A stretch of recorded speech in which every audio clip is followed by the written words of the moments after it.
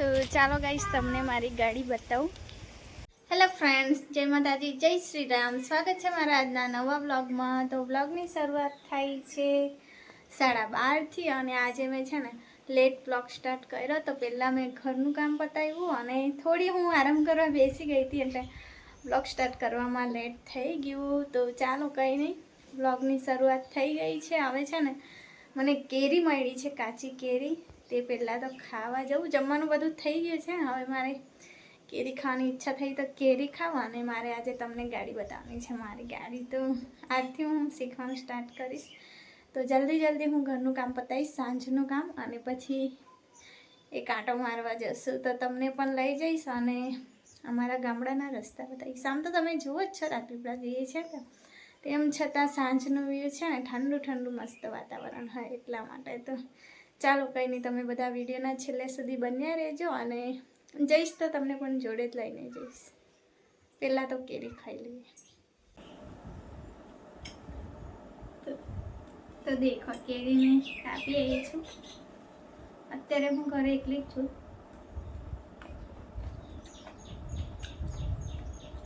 આસ્તા બહાર રમે છે, પપ્પા રાજપીપળા ગયા છે એટલે કશુંક તો લઈ આવશે, અને મમ્મી વળી ખેતર ગયા.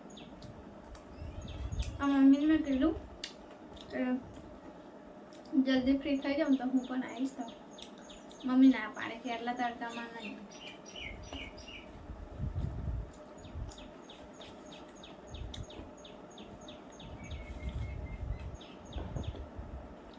કોને કોને કેરી જોઈને ખાવાની ઈચ્છા થાય? મને તો કેરી જોઉં ને એટલે બહુ ઈચ્છા થાય.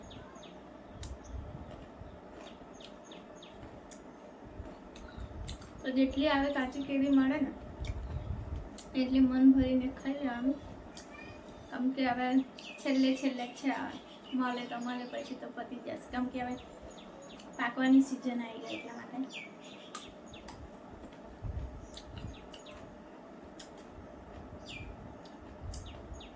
તો અમારા ઘરે અત્યારે બહુ કેરી પાકી છે, પણ હું ખાતી નહીં એટલે પછી હું જોવા જ નહીં જતી. દાદીના ઘરે બહુ બધી પાકી. તો સરસ મજાનું વાતાવરણ છે. કપડાં મારા સુકાઈ ગયા છે એટલે આજે તો હમણાં લઈ લઉં. કેમ કે પછી તડકામાં બહાર નીકળવા જ નહીં થતું. હમણાં પણ છે તડકો, પણ થોડું આમ પવન ચાલે ને તો ઠંડુ લાગે. તો અત્યારે હું ઉપર આવી છું આ બધું લઈને. આ જો તે દિવસ અમારા માસી આવ્યા એ બનાવી આપી ગયા હતા. તો આની પર છે ને હું જુવાર સૂકવવાની છું.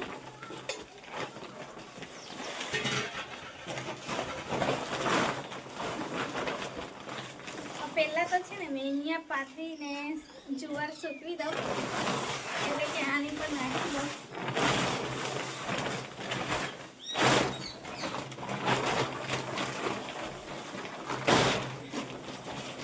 પછી તાપમાં ખેંચી દઈશ, કેમ કે તડકામાં પછી હેર ના બેસે મારાથી.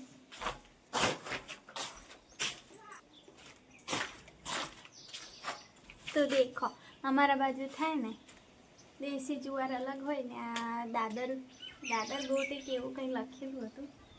આ મોટી હોય છે.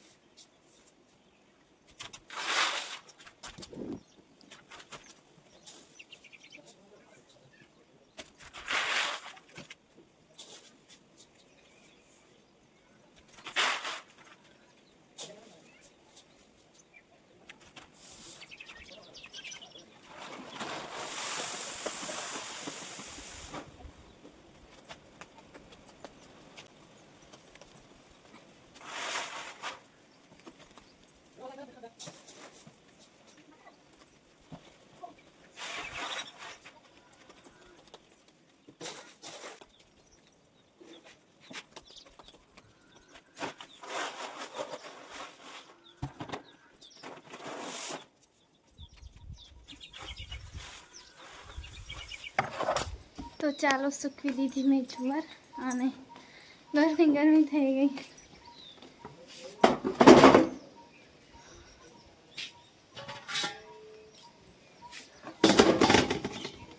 ઓળું લૂછી નાખું, ગરમી ગરમી. અને વ્યૂ તમે જુઓ જરા પાછળ, નેચરલ બ્યુટી જુઓ કેટલું સરસ લાગે ને. જે મારા જેવા હશે ને, જે નેચરલ ફ્લવર હશે, અને આવું બધી વસ્તુ બહુ ગમે. તો ચાલો હવે હું નીચે જાઉં અને પછી વચ્ચે વચ્ચે આ કંઈ કાંટો મારવો પડશે, કેમ કે વાંદરાભાઈનો અવાજ સવારે સ્કૂલ બાજુથી આવ્યો હતો એટલે આવી હો જાય નક્કી ના કહેવાય. ચાલો આટલું જ કામ કર્યું પણ બહુ તરસ લાગી છે. પપ્પા ગયા હતા રાજપીપળા, તો મારા માટે પાણીપુરી લાવ્યા છે. જો તો થોડી વાર ઊંઘી ગયા હતા પણ મમ્મીએ જગાડી જાત પાણીપુરી લાવ્યા પપ્પાને કરી. તો આસ્તા હજુ ઊંઘી છે, તો હું પહેલાં ખાઈ લઉં ને આસ્તા જાતે તારે એને ખવડાવીશ. અમને પાણીપુરી જોઉં તો પછી કંટ્રોલ ના થાય. ચાલો ખાવું હોય તો તમને પણ.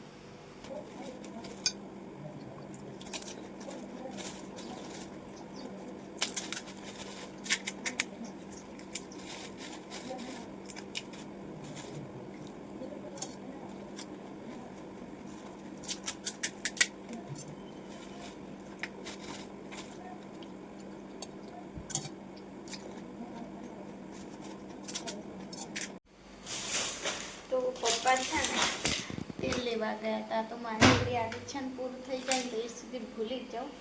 અને આવી રીતે કેમનું લાવે પપ્પા, કેમ કે ડબ્બામાંથી મારાથી નીકળતું નહીં નીકળે. આમાં છે આસ્તાની પિક્ચા માટે આ છે લસણ,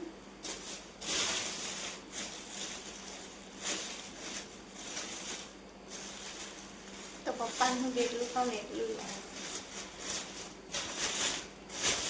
મેગી નથી કીધી પણ મેગી તો પપ્પાને ખબર ને. અને આ છે માતાજી માટે તેલ, દાદીના ઘરનું. ગરમ મસાલો લાવવા કીધો તો આ વખતે કંઈ અલગ જ લાવ્યા છે. સાબુ અને નમક, ટાટા નમક, જીરું ફૂલી આવ્યા પપ્પા.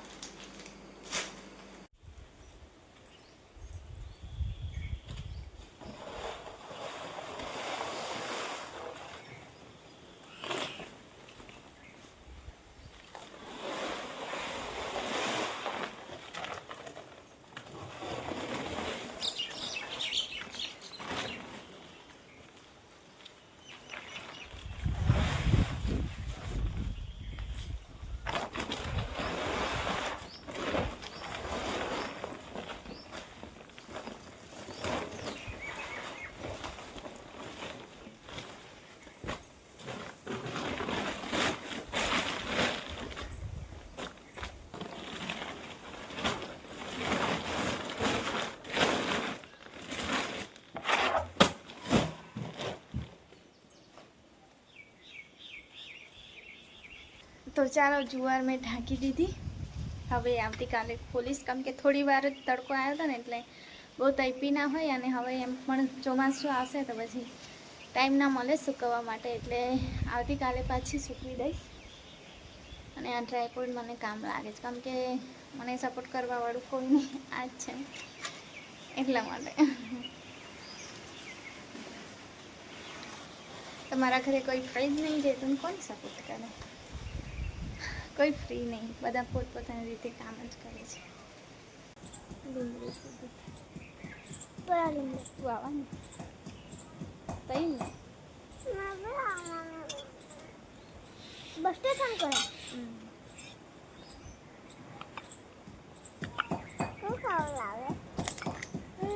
કચરો ના વળાઈ જાય તને ખવડાવવા જાય છે.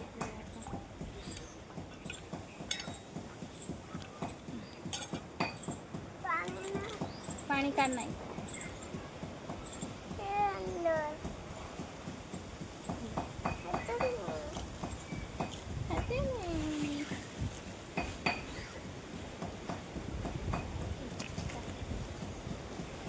મને નહીં ગેસ પર આપી ચૂરમો મને બી લાવ થોડો તો ચાલો ગાઈસ તમને મારી ગાડી બતાવું.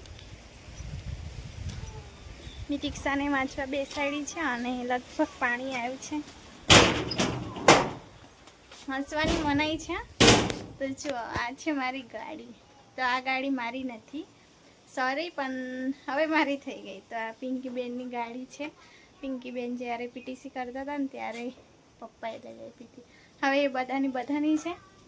મને આજ ફાવે છે. જો તો મેં કીધું ચાલ આનાથી સ્ટાર્ટ કરું, કેમ કે મેં પહેલી વાર આ ગાડી ચલાવતા શીખી હતી ને, એટલે મેં રાકેશને કીધું કે મને ગાડી રિપેર કરાવી આપો. આની પહેલાં પણ મેં કરાવી હતી, ત્યારે મારે 4000નો ખર્ચો થયો હતો, કેમ કે બહુ ટાઈમ થઈ ગયો છે આ ગાડીને. તો અત્યારે 2000નો થયો. મેં કીધું ચાલ એકવાર મેં છે ને આનાથી પાક્કી શીખી જાઉં, અને પછી રાકેશે કીધું જ કે મેં તને લઈ આપીશ.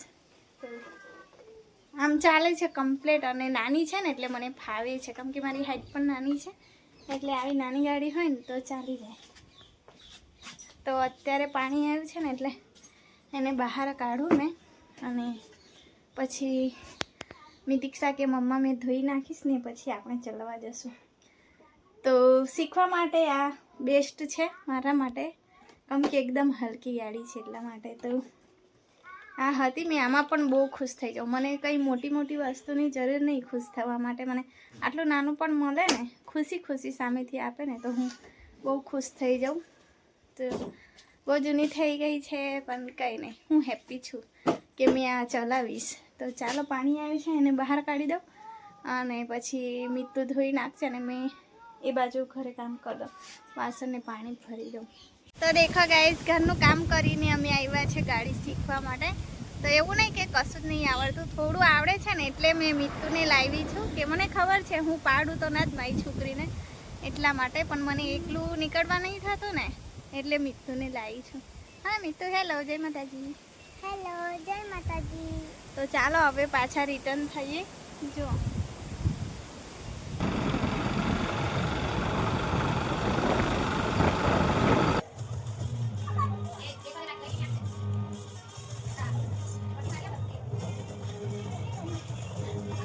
તો ગાઈસ જમી લીધું. આજે છે ને મસ્ત મજાની ખીચડી બનાવી હતી મેં, અને ફેસ પર ના જતા, કેમ કે એકદમ ઓઇલી દેખાતું હશે. મેં સીરમ અપ્લાય કર્યું છે. તો કેનાલનું પાણી એવું મને લાગી ગયું હતું ને બરોબર, કે આખો ફેસ એકદમ કાળો દેખાય મારો, એકદમ એટલે એકદમ. આજે કેટલા દિવસ થયા, અઠવાડિયા ઉપર થઈ ગયું, 2 અઠવાડિયા થયા હશે લગભગ થઈ જ ગયા હશે. તેમ છતાં છે ને મારો કલર જે હતો ને તે આવતો નહીં. તો એટલા માટે પછી સીરમ મંગાવ્યું છે, અને સીરમ હું યુઝ કરી જોઉં.